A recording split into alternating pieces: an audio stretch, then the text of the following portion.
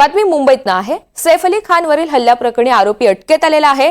मोहम्मद अलियान असं या आरोपीचं नाव आहे। ठाण्याच्या रिकी बारमध्ये हा आरोपी कामाला असल्याची माहिती मिळते।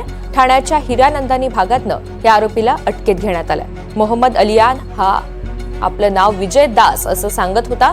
पकडला जाण्याच्या भीतीनं तो आपलं नाव खोटं सांगत होता। दरम्यान सैफवर हल्ला करणारा मोहम्मद अलियानच असल्याची खात्री पटल्यानंतर पोलिसांनी त्याला अटक केली।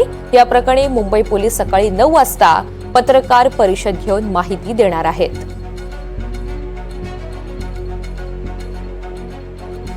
तर सैफ अली खानवरील हल्ल्याप्रकरणी आरोपीला अटकेत घेण्यात आलेला आहे। मोहम्मद अलियान असं या आरोपीचं नाव आहे। ठाण्याच्या रिकी बारमध्ये हा आरोपी कामाला असल्याची माहिती मिळतेय। ठाण्याच्या हिरानंदानी भागातनं त्याला अटक करण्यात आलेली आहे। तब्बल 2 दिवसानंतर आपण पाहतोय आरोपीला अटकेत घेण्यात आलेला आहे।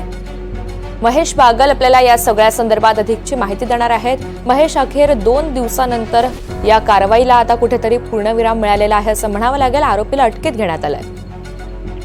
नक्कीच अभिनेता सैफ अली खान याच्या घरी त्याच्यावर जो जीवघेणा हल्ला झालेला होता त्या संदर्भात आता मुंबई पोलिसांनी तब्बल 2 दिवसानंतर मुख्य आरोपीला अटक केलेली आहे।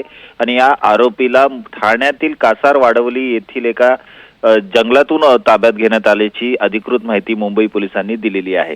एकंदरीत पाहता या आरोपीच्या संदर्भात 35 पथकं याच्या आरोपीच्या शोधासाठी नेमण्यात आलेली होती।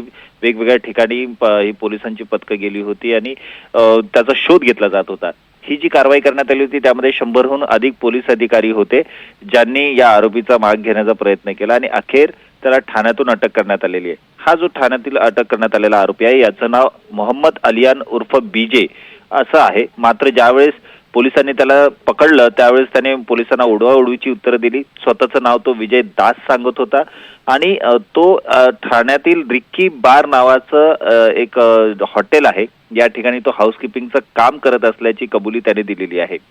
दरम्यान ठाण्यातून या आरोपीला अटक केल्यानंतर आता या आरोपीची रवानगी खार पोलीस ठाण्यात करण्यात आलेली आहे। त्या ठिकाणी पंचनामा करून त्याची जबानी घेतली जात आहे आणि त्यानंतर त्याला मेडिकल करून त्याला कोर्टात हजर केलं जाईल। एकंदरीत पाहता सैफ अली खानवर जो हल्ला करण्यात आलेला होता तो का करण्यात आला, कारण ज्या वेळेस हा आरोपी सैफ अली खानच्या घरात गेला होता तिथल्या सीसीटीव्ही मध्ये हा कैद झाला होता आणि त्यानंतर घरात कुठल्या उद्देशाने तो गेलेला होता, चोरी करायची होती तर त्याने काय काय त्या ठिकाणी हेरून ठेवलेलं होतं किंवा त्या घराची रेकी त्यांनी कशी केलेली होती, त्याची मदत करण्यासाठी सैफ अली खानच्या घरातला कुठला कर्मचारी हा त्याला मिळालेला होता का याची तपासणी आता पोलीस करणार आहेत।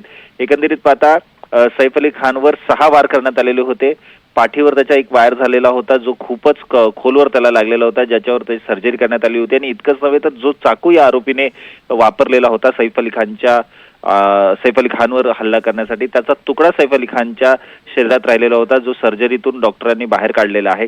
आता जनरल वॉर्डमध्ये जरी सैफ अली खान असला तरी त्याची स्टेटमेंट घेतल्यानंतर आणि या आरोपीच्या अटकेनंतर त्याची स्टेटमेंट घेतल्यानंतर एकंदरीत चित्र स्पष्ट होणार आहे की नक्की हा जो प्रकार घडलेला होता या मागे नक्की कारण काय। कारण चोरीच्या उद्देशाने हा प्रकार घडला असल्याचं प्राथमिकदृष्ट्या पोलिसांनी सुरुवातीला सांगितलं होतं। मात्र सैफ अली खानच्या घरामध्ये लाखो करोडोंचे दागिने जे होते ते तसेच होते। कुठल्याही वस्तूला म्हणजे मौल्यवान वस्तूला या आरोपीने हात लावलेला नव्हता। मात्र त्याच्या घरामध्ये प्रवेश केल्यानंतर तो तैमूरच्या घरात गेलेला होता ज्या ठिकाणी तैमूरची काळजी घेणारी जी नॅनी होती तिने आरडाओरडा केल्यानंतर तिच्याही हातावर या आरोपीने वार केले आणि त्यानंतर सैफ अली खान हा त्या ठिकाणी आल्यानंतर त्याने या आरोपीला पकडण्याचा प्रयत्न केला असता तो झालेल्या झटापटीत सैफ अली खान जखमी झाला होता। त्यानंतरची सगळी सूत्र पोलिसांची सुरू झाली।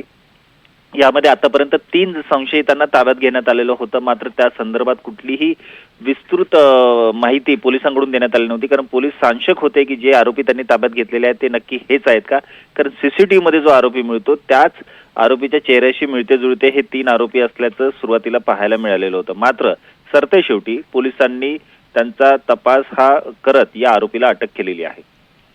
निश्चित, आणि त्याचा नेमका हेतू काय होता हे स्पष्ट होणं गरजेचं आहे। या संदर्भात आज मुंबई पोलिसांची पत्रकार परिषद होणार आहे। त्यातनं काय माहिती समोर येते हे पाहणं महत्त्वाचं असेल। महेश, धन्यवाद सविस्तर माहितीसाठी।